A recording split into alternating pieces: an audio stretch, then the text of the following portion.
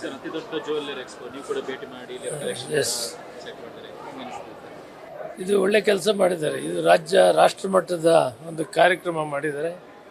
ಇಲ್ಲಿ ವ್ಯಾಪಾರಸ್ಥರು ಕೂಡ ಭಾಗವಹಿಸಿ ಕೋಟ್ಯಾಂತರ ರೂಪಾಯಿ ವ್ಯವಹಾರ ಕೂಡ ಮಾಡಿದ್ದಾರೆ.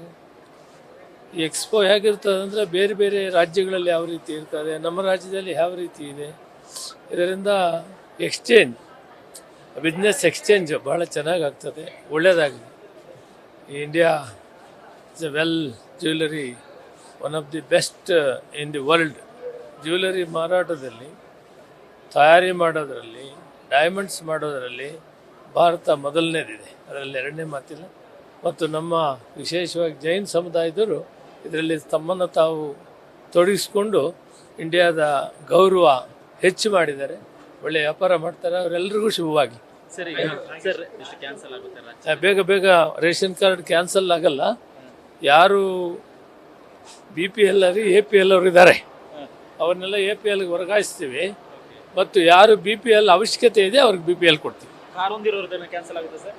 ಅದೆಲ್ಲ ಈಗ ಹೇಳಲ್ಲ, ಅದನ್ನ ಗೈಡ್ಲೈನ್ಸ್ ಪ್ರಕಾರ ಮಾಡಿ.